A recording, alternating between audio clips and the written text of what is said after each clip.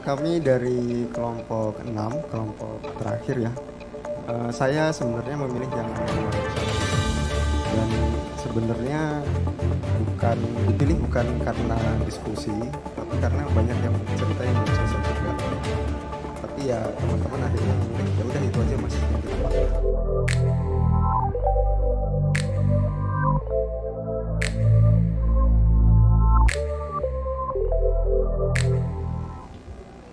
Assalamualaikum warahmatullahi wabarakatuh. Kita dari kelompok 5. Jadi kita memilih foto yang anak yang pegang anjing ini. Sebenarnya di pikiran kita tuh kayak udah kayak video iklan gitu ceritanya. Jadi udah terkonsep iklan gitu.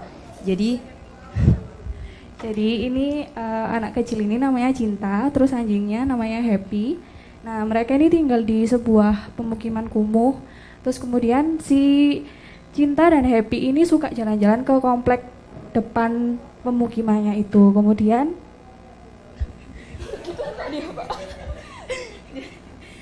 jadi gini, nanti si Cinta itu kan selalu sama si anjing ini. Jadi anjing ini tuh ditemukan sama si Cinta ketika anjing ini tuh masih kecil gitu. Dan Cinta juga cuman punya anjing ini aja.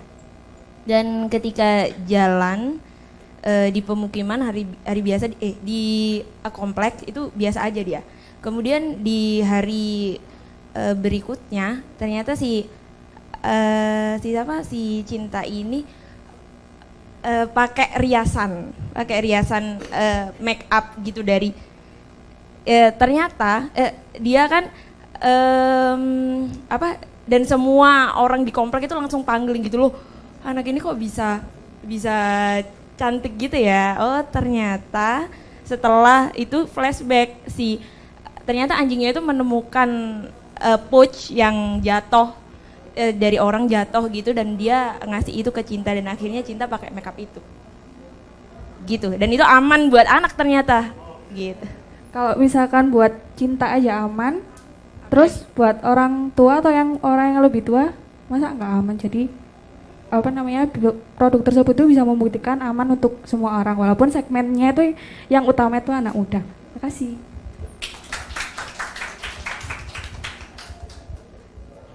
Sebetulnya ceritanya sih bagus ya, cuman relevansinya buat saya kurang deket karena dia nemuin sesuatu make up ya, jadi cantik gitu ya.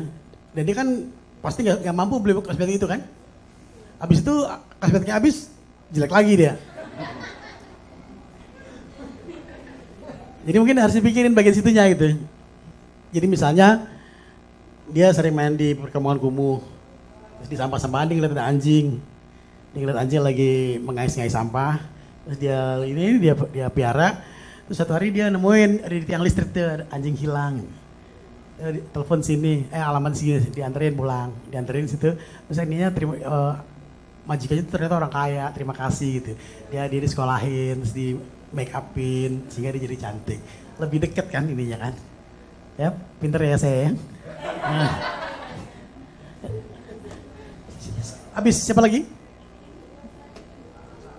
Udah ya. Masih berapa grup?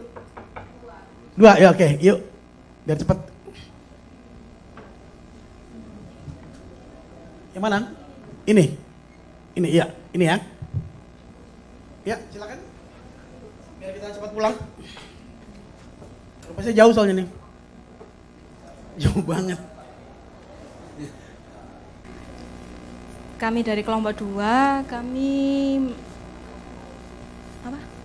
ini kan tema untuk usaha ayam geprek babe, porsi maksimum, harga minimum.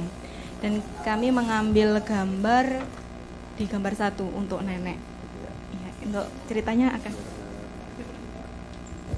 Assalamualaikum warahmatullahi wabarakatuh. Langsung ya Mbak, ceritanya demam drama Korea, nenek jadi korban.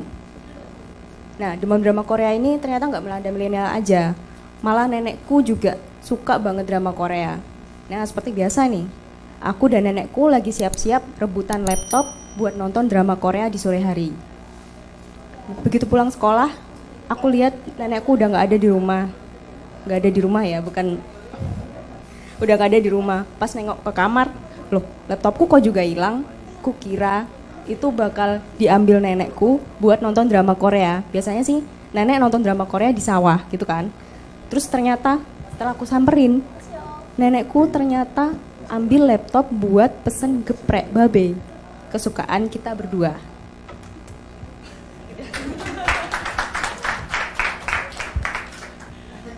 Oke, terima kasih. Ya udah silakan. Tetap relevansinya kurang dekat ya. Mungkin harus dideketin lagi gitu. Entah gimana caranya gitu. Misalnya saking senengnya sama drama Korea gitu ya. Akhirnya tuh ada tukang apa geprek tadi? Ayam geprek babe gitu ya. Jadi dia bantuin tetangganya yang jual ayam geprek babe gitu. Supaya dia karena ada grup Korea mau dateng gitu misalnya. Jadi ininya relevansinya lebih dekat, alasannya lebih dekat. Oke, terakhir grup yang belum. Linjek belakang aja. Makaroni beldek. Nah, ini pede nih kalau lihat penampilannya nih. Assalamualaikum warahmatullahi wabarakatuh.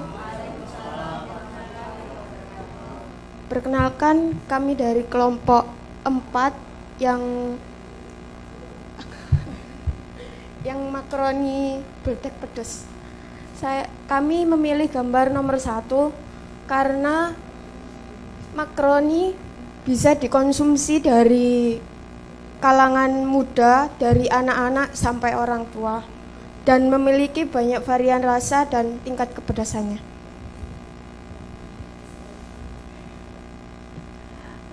Puisi kayak Kopi Damai tadi. Tidak peduli dengan usia, tidak peduli di mana, tidak peduli dengan apa, tidak peduli apa situasinya. Sekarang bukan hanya beras yang dibutuhkan, sekarang bukan hanya teman yang menyenangkan. Koneksi bukan sebatas jumpa dan tatap mata. Sekarang silaturahmi bukan hanya saat Idul Fitri. Tapi dengan P di chatroom bisa mulai segalanya. Dan makaroni beldek bisa jadi pendampingnya.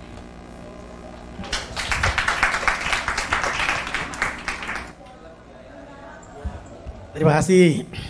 Jadi sebetulnya ya ada satu catatan yang saya belum ngomongin ya. Ini sebetulnya gambar-gambar ini hanya sebagai pemicu untuk nyari cerita. Jadi kalau kalian seandainya milih yang ini, terus pada saat lagi proses pembuatan ini, tahu kalian punya ide lain. Itu sebetulnya dipicu oleh ide ini, dipicu oleh gambar ini. Terus akhirnya kalian memilih ide yang muncul kemudian, sehingga hasilnya nggak ada hubungannya dengan ini, nggak apa-apa gitu. Karena yang kita cari kan end resultnya gitu ya, hasil akhirnya. Ini cuma pemicu doang, jadi jangan jadi patokan. Jadi kalau kalian mau bikin cerita sendiri, sama. Lihat aja cerita-cerita di mana-mana atau di internet, gambar-gambar yang inspiratif. Cari aja inspiring image umpamanya. Lihat, pandang-pandang aja, tulis. Seringkali tuh tulisan kita itu, karena yang namanya ide itu sebetulnya ada banyak sekali. Di subconscious mind kita, itu adalah bank data yang ada berjuta-juta. Dan biasanya itu susah nyarinya. Dibutuhkan pemicu. Nah biasanya pemicu itu saya selalu melakukannya dengan gambar-gambar. Jadi nggak perlu pemicunya dijadiin satu hal yang keharusan, yang wajib, nggak perlu. Dia hanya berfungsi sebagai pemicu. Makanya saya tadi bilang, saya pilih gambar ini, tapi dalam perjalanannya saya mendapatkan ide ini karena saya punya pengalaman waktu SMP, begini. Itu proses berpikir. Proses berpikir itu yang menyenangkan untuk didengarkan oleh orang, sehingga oh ternyata begitu cara nyari ide gitu. Itu satu ya. Yang kedua, saya ulang lagi ya, jadi kalau umpamanya ada teman-teman yang masih belum jelas atau punya ide atau apa, mau nulisin cerita itu, silakan tulis di website saya, bukan website saya, website komunitas The Writers, nah thewriters.id namanya, tulis aja di situ, persis kayak Kompasiana di sana. Cuma kalau Kompasiana kan dari Kompas tentang jurnalistik biasanya lebih ke situ arahnya, kalau ini tentang bagaimana menulis yang baik. Oke, saya sebelumnya dan terakhir tapi gak kalah penting, sebetulnya saya cuma dikasih waktu sampai jam 5, cuman karena saya tuh excited ya, karena semuanya pesertanya pada passionnya pada luar biasa, sehingga saya lupa waktu, jadi sampai jam 6, saya minta maaf, dan saya juga minta maaf sekali lagi kalau mempunyai ada kata-kata yang tidak menyenangkan, dan saya berharap semoga pertemuan kita ini ada manfaatnya buat kalian semua gitu ya. Terima kasih. Wabillahi taufiq wal hidayah. Assalamualaikum warahmatullahi wabarakatuh.